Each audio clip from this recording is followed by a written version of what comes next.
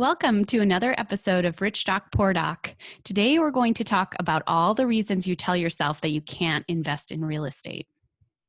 Yeah, this is a really important topic. I think first of all, let's kind of agree that anybody can invest in real estate. It doesn't matter, your level of education. It doesn't matter how much money you have. But but I think the problem is that we all tell ourselves that we can't invest in real estate, and it all comes down to something called limiting beliefs. Yeah, and so limiting beliefs are something we learned about in Tony Robbins events. And what they are, they're the beliefs you tell yourself that hold yourself back.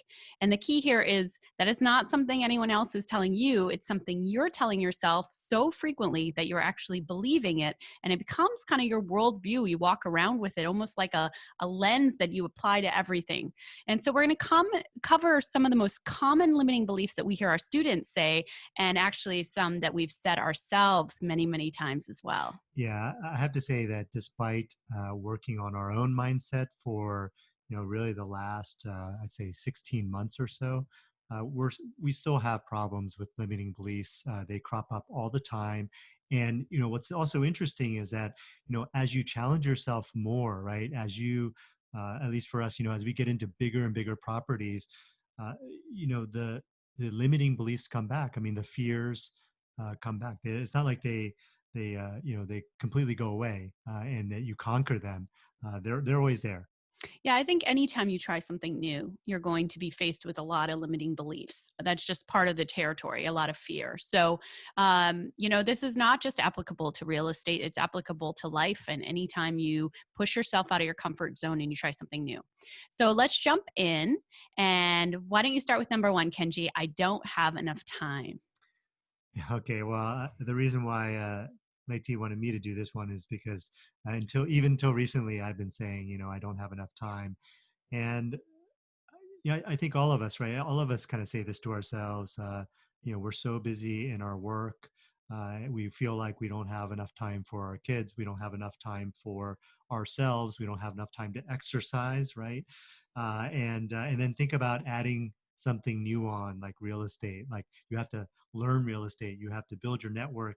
How do you have to find properties? You have to you have to evaluate those properties, then you have to manage those properties. I mean, imagine all the things that you know that that just pile on in terms of time consuming activities. I mean, it's just uh, you know it's not surprising that this is something that people tell themselves all the time, and I think it's probably the one reason why people say they can't invest in real estate. And so for me, even until recently, I was actually saying this, and I think the thing that really changed it for me was just being pushed to go out and hire some people, and realizing that if we can go out and actually hire some people to do some of the things that are not adding a lot of value. I mean, it's valuable to us, but it's not valuable for me to be doing that work.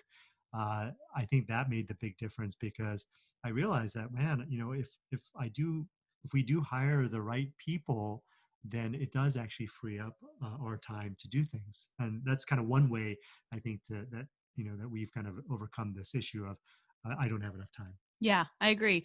Hiring people, but then I think what it underlies that is thinking that I do have enough time for what is my priority.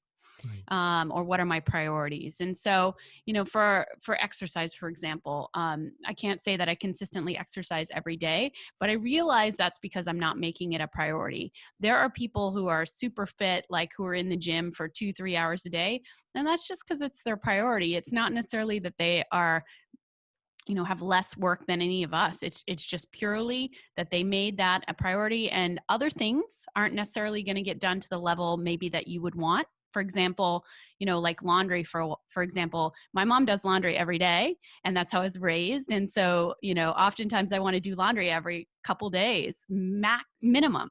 But Kenji, on the other hand, is on the fence of, let's do laundry once a week or maybe a week and a half. So, maybe you give up some of those things, like the laundry has to be done every 2 days, in exchange for saying, you know what, my priorities are I'm going to find financial freedom. I'm going to set myself in a position that 5 years from now, I'm not going to have to rely on my job. I'm going to be there for my kids. And that's more important to me than having my laundry done every 2 days.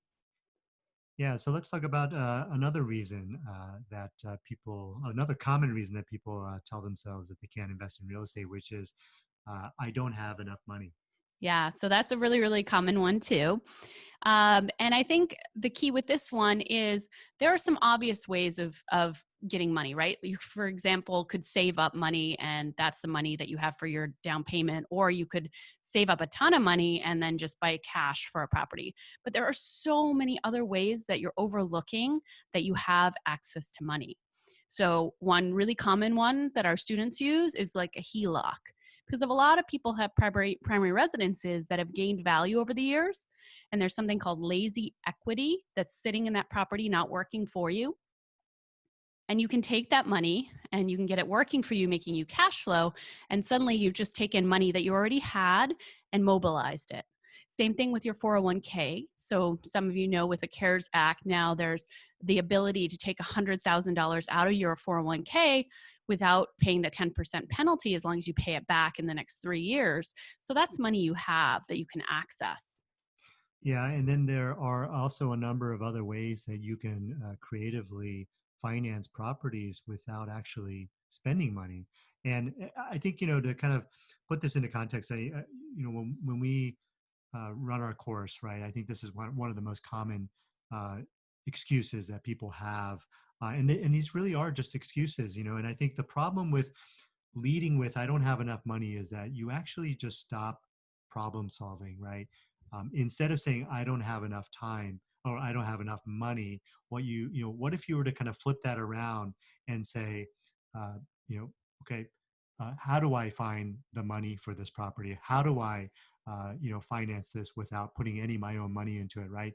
And if you start kind of asking those how questions rather than leading with, I can't do this, or I don't have enough this, then it totally changes things. And so if you were to ask yourself, then that's what we do. We tell our students, hey, think about this, like, how can you figure it? How can you find the money for this property? And that's when the creativity comes out. I mean, we are all naturally creative. We are all naturally problem solvers.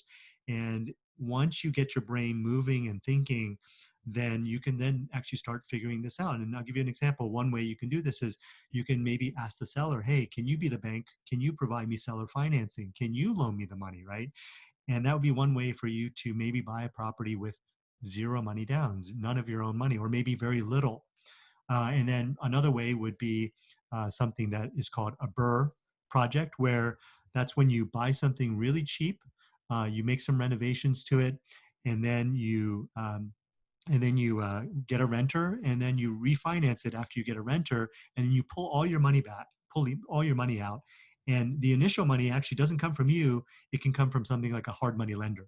And that's just a short-term loan that you can get. And at the end of the deal, you actually pay yourself back and you pay the hard money lender. So you have none of your money in the deal. And again, that's another way you can purchase a property with no money. Yeah, so that was really well said. I think what you're trying to say is there are a ton of solutions for actually every single one of these, but it all comes down to your mindset and the questions you ask yourself.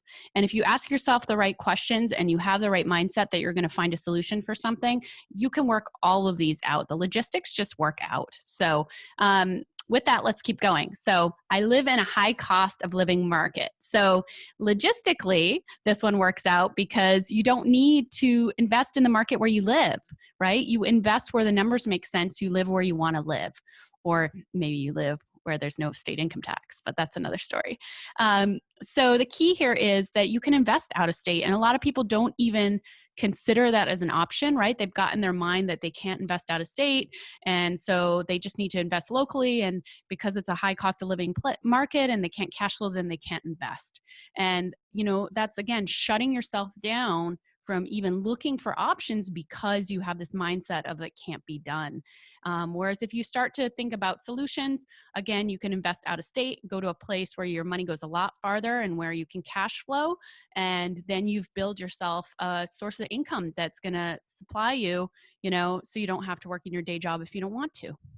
Yeah, and then I think the other way that people kind of come at this one is that they say, I can't invest in an out of state market, right? And so, again, you got to flip that around and ask yourself, how can I invest in an out of state market in a safe way, in a low risk way, right? You got to kind of ask the right question as opposed to just shutting down right from the beginning. Yeah, and Kenji and I initially we started investing around us, but actually we were forced to invest in an out of state market because we wanted to diversify and because we wanted to be able to find more cash flowing properties. But it was such an amazing experience because when you have this really great team, I mean, we have properties we've never been inside of and we have purchased and we've had for years now that are cash flowing and they're great properties, but we didn't even see them. And so that is possible with the right team. So it doesn't, real estate investing is not just you, it's actually you have a team that helps you. Yeah, so let's talk about the next one. The next one that we hear very often is real estate is too risky. Yeah. And I think that one actually stems from thinking about real estate in how you hear about it in the media or maybe on TV, which is appreciation plays. So appreciation plays are when people buy properties and they hope that they're going to appreciate, the market's going to go up and they're going to make a ton of money really, really quickly. And that is risky because you have no control, right? You're hoping that the market's going to appreciate. And if it does, then you're going to end up okay. But what happens when that market doesn't appreciate, right?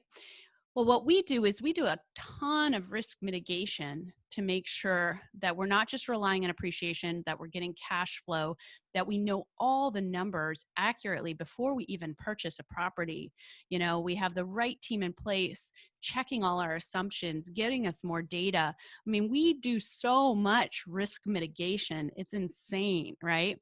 And so I think that real estate has this kind of dirty image in a way because of the ways that so many people do it and they get burned.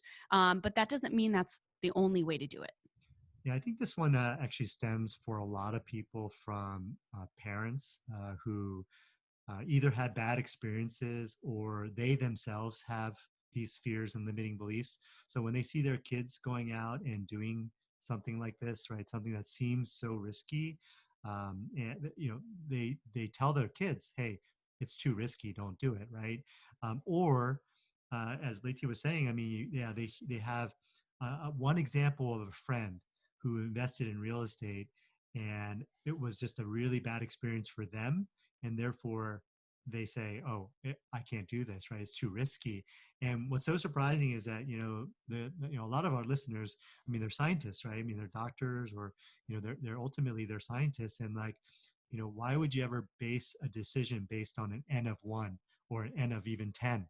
There are there are probably millions of people investing in real estate out there, making a lot of money, and you're basing your you know, uh, this fear of it's too risky on just a few people's experiences around you. Yeah, I think you also bring up a really good point in terms of community and how important it is. Because if you're around a lot, so if you're thinking about getting into real estate investing and you're around a lot of people that are not doing it and they're just scared, that does really influence you and it can hold you back significantly. Whereas if you're around people who are supportive, who are pushing themselves out of their comfort zone with whatever they're doing, it really can make you much more likely to be able to take action. And I got to give my parents credit. I think when we first came back from New Zealand, we're becoming real estate investors. I know they were probably scared for us, right? Because they followed the very traditional route of, go to school, like get a good education. My father was a doc, like I was a doc, like it kind of follows that. And then I come home and I'm like, hey, we're real estate investors. Like that's out of the box. But to my parents' credit, they actually, read some real estate books and have like really supported us along the way.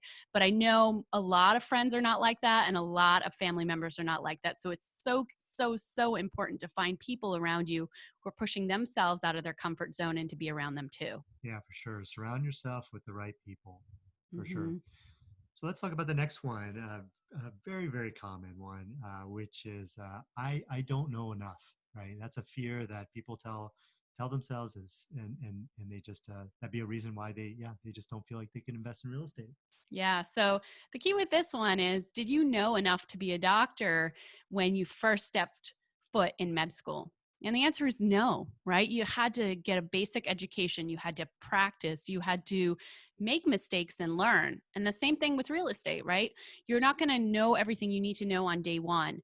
But if you find somebody who is like attending, it's a mentor who's been through it, who has that experience, who's made a ton of mistakes along their path and are doing exactly what you want to do, that type of person can help you, move along, get that knowledge you need, and get there that much faster with less mistakes.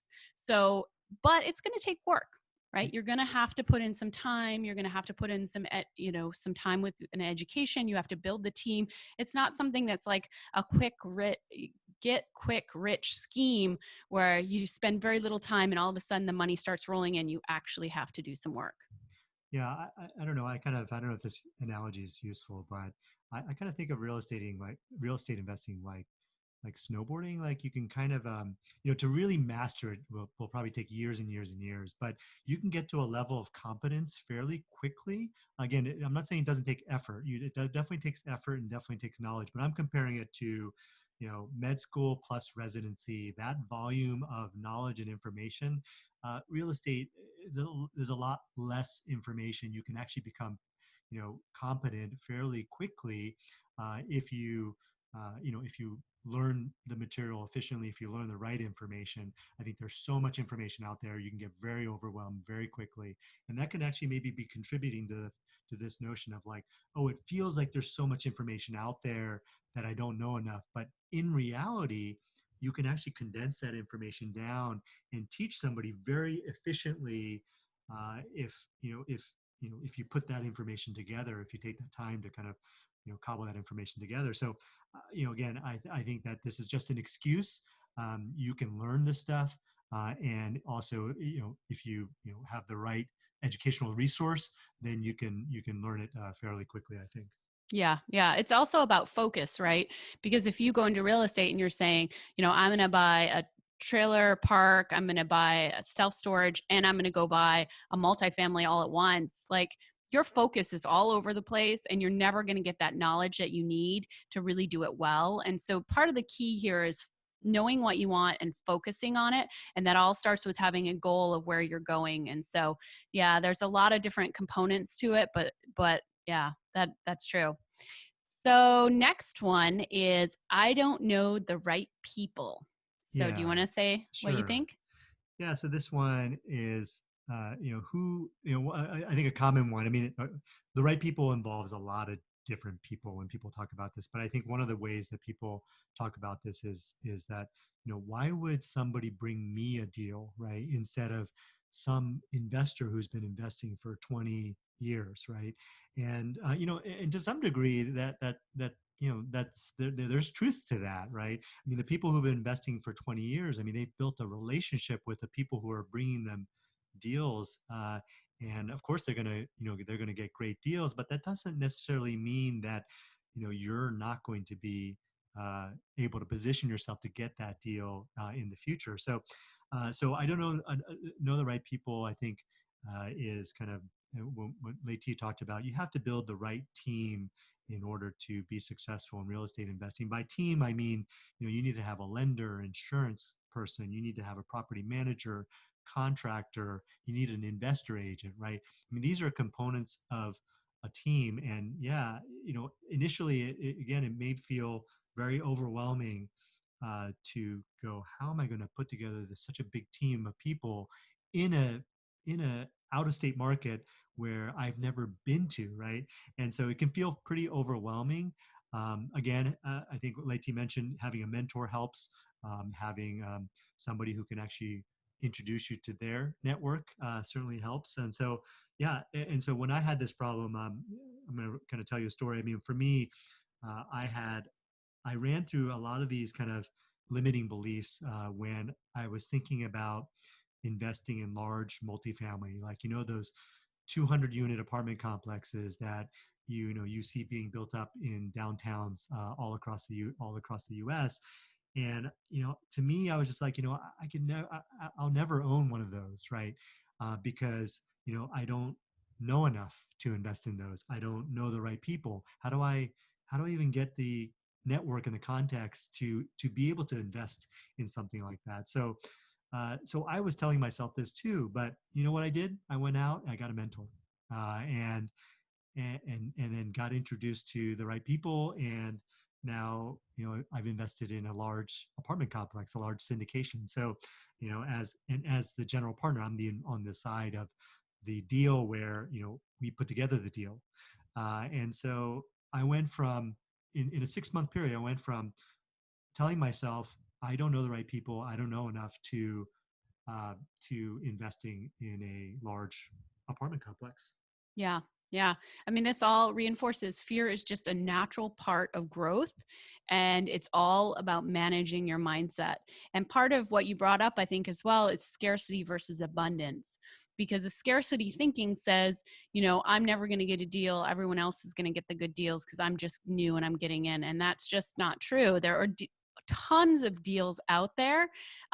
If you create the right relationship with your investor agent, they know that you're going to be a long-term partner of theirs. You're not just going to buy one. They know you're going to buy two or three down the road.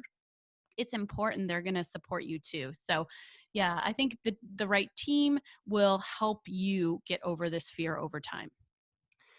All right, so let's cover the last reason you tell yourself you can't invest in real estate, and that is, um, and maybe this is not for everybody if you're not married, but this is a common problem for people who are married, which is my spouse won't let me do it.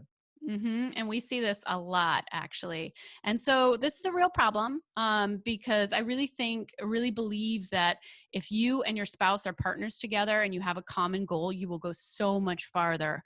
With Kenji and I, we keep each other accountable, we keep each other honest. If one of us vetoes the deal, then the deal's not going through. And then we keep each other motivated because we both are working towards the same goal. So you will get farther faster if your spouse is on board. There are a couple ways you can try to get your spouse on board. I think one of the most important ones is you could sit down with them and talk about your shared goals and where you want to be in 5 years, where you want to be in 10 years. Because it may be that if you see that path of where you want to go and you look at where you are now and your sources of income, you and your spouse will realize that that's really not going to get you there. And your spouse will start to open their mind to other ideas. Yeah, I think of this like rowing a boat. If one person is rowing one direction and the other person is rowing the other direction, you're not going to get anywhere. I mean, it's really hard to make progress. And also, you're getting negativity throughout, right? And we have examples of students who are in the situation where, at every step of the way, right, they're always being told, this is too risky. You know, you shouldn't be doing this, and there are situations where the other spouse won't even actually let you use your shared money for real estate, right? But in cases where somebody actually just is able to take their money and invest in real estate, I mean, it's like at every step of the way they're just getting roadblocks, and I think that's a really really hard way to invest. And I think it really slows down your progress. Whereas, yeah, if you have a common goal and you have a strong reason, a combined reason, then you're willing to give up, right? We're not going to go buy that Tesla, right? We're not going to go to Starbucks anymore, and we're going to buy a coffee machine, right? And so you make these kind of shared decisions because, yeah, if you don't have a shared decision, one person can just go spend and do their own thing, and the other person's trying to invest in real estate. I think it's Yeah. really tough. Yeah, it's tough, but it's not undoable, right? Everything is figure outable, as Marie Forleo would say. So, we do have a lot of students who are investing without their spouse's, day-to-day support. But they have the support of the community and they're using their money, and hopefully their spouse will come alongside in the near future. So it's not impossible. Yeah, it's funny actually. Th- when we were talking about this, I was actually expressing the limiting belief. I wasn't actually, giving the reason why or telling you that you could overcome this, right? That's actually the real trick here is like, okay, well, how can I invest in real estate even though I don't have the support of my spouse, right? That's actually that's the real that's how you turn that limiting belief into, you know, a better question. So. Exactly. Okay, well, hopefully you found that helpful to go through some of the most common limiting beliefs and the ways to overcome them. And we have a lot of articles about this as well. And always in our Facebook group, you should feel free to join semi retired physicians or semi retired professionals, and we can continue the conversation there. So, with that, we'll see you next week.